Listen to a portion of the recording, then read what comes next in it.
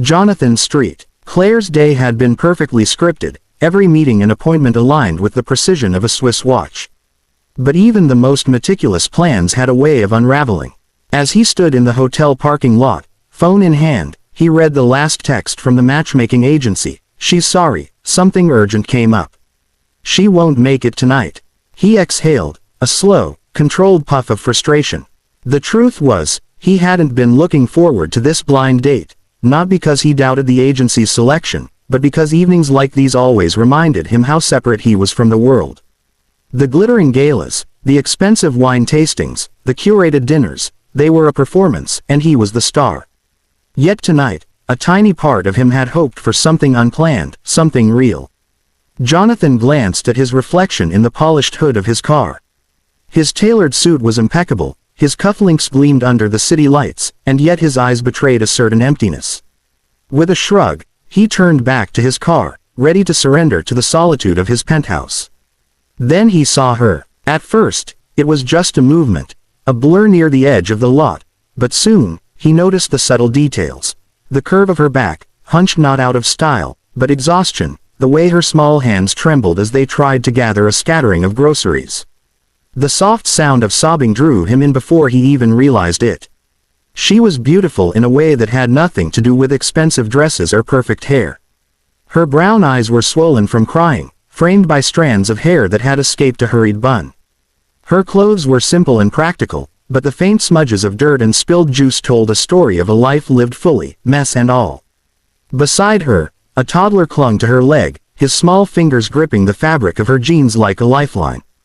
Jonathan's first instinct was the one he'd spent a lifetime perfecting: solve the problem. He crouched down beside the fallen groceries, carefully lifting the spilled cans and arranging them neatly. "Hey," he said softly, keeping his tone gentle, non-threatening.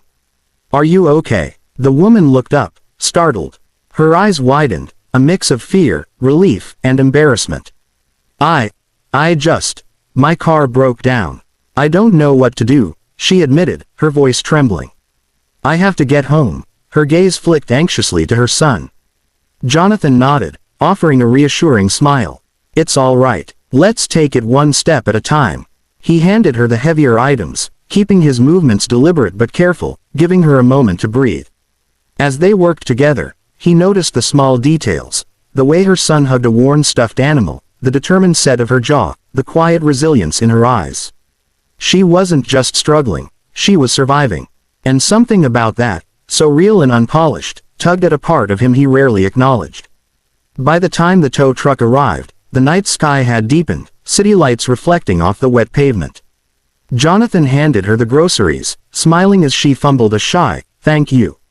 He didn't tell her who he was, not yet. There was no rush. Tonight, the blind date had been cancelled, but fate, it seemed, had parked something infinitely more compelling right in front of him. Jonathan watched as Emily tried to corral her toddler, a little boy with wide, curious eyes, who seemed equally fascinated and terrified by the shiny black sports car. She bent down, brushing a stray lock of hair from his forehead, her hands trembling slightly as if every motion required more energy than she had to give. "Here, Ethan," she said softly, her voice carrying a mix of exhaustion and tenderness. "We need to pick up these groceries before they roll under someone's car." Jonathan crouched beside her, picking up a can of soup with one hand while handing her the lighter items. "I've got it," he said gently. "You just make sure he doesn't wander off. You're doing fine." Emily looked at him, and for a moment, her defenses lowered. "Thanks," she whispered. I don't usually ask for help. Things like this just happen, I guess." Jonathan smiled faintly. "Most people don't like asking either. But sometimes, you just have to let someone in." There was a pause, filled only by the hum of distant traffic and the occasional squeal from Ethan as he kicked a rolling can across the pavement. Jonathan handed the last of the groceries to Emily and straightened up, noticing the way she instinctively tried to tidy the mess she had made, as if embarrassed by circumstances beyond her control. "You don't have to do that," he said softly. "It's just groceries. They can be replaced." "You can't replace, well, you." Emily blinked, unsure if he meant what she thought he did. "Thank you," she murmured, a faint blush coloring her cheeks. She glanced down at Ethan, who was now sitting on the curb, examining a can of beans with the intense concentration only a child could muster. Jonathan crouched down again, keeping his tone light. He's got a good eye for quality. Look at that, inspecting the label like a pro. You must be a very patient mom. Emily laughed quietly, the first sound of real warmth she had allowed herself in hours. Patience is optional, she admitted. Some days, I have it. Some days, not so much. She shook her head, then added softly, I wish I could make things easier for him. Jonathan straightened again, studying her. You're doing more than most would even attempt. He's lucky to have you. And you don't give yourself enough credit. She looked at him, really looked at him, for the first time. Something in his expression was sincere, without the usual air of power or wealth that she had come to associate with men like him. For the first time in a long while, Emily felt seen. Then Ethan, perhaps sensing the growing tension, toddled toward Jonathan, holding up a can. Can we eat this? He asked innocently, looking from one adult to the other. Jonathan chuckled, taking the can and kneeling so he was at eye level with the boy. Not quite yet, little man. But soon. Maybe you can help me pick out what's for dinner. Emily watched them, a soft smile tugging at her lips despite the tears that still lingered. He likes you, she said quietly. Jonathan glanced at her and then at Ethan, feeling an unfamiliar warmth spreading in his chest. I think I like him too, he replied, letting the words hang in the air with a weight of honesty neither of them expected. The tow truck driver grumbled as he hooked Emily's car to the flatbed, muttering under his breath about another late-night breakdown. Jonathan stood nearby, leaning casually against his car, though his mind was anything but casual.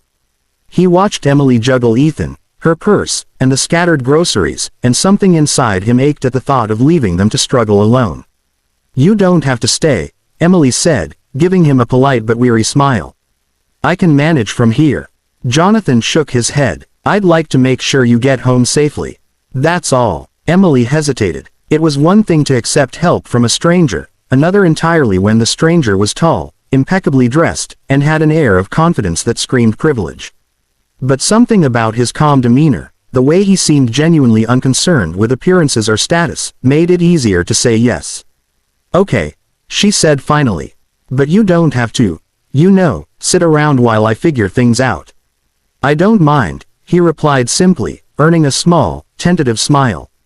From her. The drive to her apartment was quiet at first, filled with the soft hum of traffic and Ethan's occasional questions about the city lights. Jonathan listened patiently, answering with gentle humor when Ethan asked why the streetlights looked like stars on sticks. Emily stole glances at him from the corner of her eye, noticing the rare patience in his manner, the ease with which he engaged her son. She felt something shift inside her, a cautious hope she hadn't allowed herself in years. When they arrived at her modest apartment building, Emily hesitated before the door, fumbling with her keys. Thanks, she said quietly. Really, her words caught in her throat, and she gave a nervous laugh. I don't usually let people do this for me. Jonathan smiled, a soft, almost shy expression that contrasted with the confident image he usually presented. Sometimes letting someone help isn't weakness. It's trust. And trust can be a good thing. Emily's heart skipped a beat. His words were simple, yet they carried a weight she hadn't expected. She glanced at Ethan, who tugged at her sleeve, impatient to go inside. She opened the door, but paused, caught between gratitude and something else she couldn't quite name. Jonathan followed them inside, carefully keeping his presence unobtrusive. He helped her bring in the groceries, laughing softly when Ethan tried to sneak a cookie from the bag. He's fearless, he remarked. But I like that. It keeps life interesting. Emily looked at him, a faint warmth spreading across her cheeks. You're different, she said quietly. Not like anyone I've met. Jonathan met her gaze, his own expression thoughtful. I hope that's a good thing, he said gently. It is, she admitted, almost whispering. There was a pause, a fragile bubble of connection between them, before reality intruded. The ticking clock, the city outside, the obligations waiting for both of them. But for that moment, nothing else mattered. As he prepared to leave, Jonathan hesitated at the doorway. Emily, if you ever need help again, grocery runs, car troubles, or just someone to talk to, I'm here. She smiled, a mix of gratitude and something deeper, perhaps daring to hope. I might just take you up on that, she said softly. He nodded, feeling a strange lightness in his chest. Tonight, the blind date had been cancelled, yes, but he had discovered something far more compelling. A connection he hadn't expected, a world outside his golden cage that felt real. Jonathan's car purred to life, but he didn't drive immediately. He sat in the quiet hum of the engine, staring out at the city lights that glittered like a million tiny promises. Normally, he would have been heading straight to a late-night gala or a private meeting with investors, but tonight was different. Tonight, a cancelled blind date had led him somewhere unexpected, into the life of a woman who was nothing like the polished, curated company he usually kept. He thought about Emily, her soft laugh, the way she had looked at him when she realized he wasn't judging her, the way she had handled Ethan with quiet resilience. He remembered the faint blush on her cheeks when he complimented her patience, the almost imperceptible sigh she had let out when the groceries were safely inside her apartment. It was a simple night, ordinary by most standards, but for him, it was extraordinary. For the first time in years, Jonathan realized he had allowed himself to truly feel. Not just attraction, though there was that, but a sense of connection he couldn't fabricate with charm or wealth. He could recall every detail. The little gap in Ethan's front teeth when he smiled, the smudge of dirt on Emily's sleeve, the way she tucked a stray strand of hair behind her ear when she was nervous. Each memory was vivid, grounding him in a reality far removed from the luxurious isolation of his world. Meanwhile, across town, Emily was settling Ethan into bed. His soft breathing and gentle murmurs filled the small apartment with a fragile peace. She sank onto the couch, exhausted but unable to rest fully. The night's events replayed in her mind. The sudden appearance of a stranger willing to help without expectation, the effortless way he had connected with her son, the warmth in his eyes when he spoke directly to her. She knew she shouldn't let herself think too much about him. People like Jonathan Street, Claire didn't belong in her world. Men of wealth and status rarely noticed women like her. And yet, she couldn't deny the flutter in her chest, the strange sense of hope that someone could see her.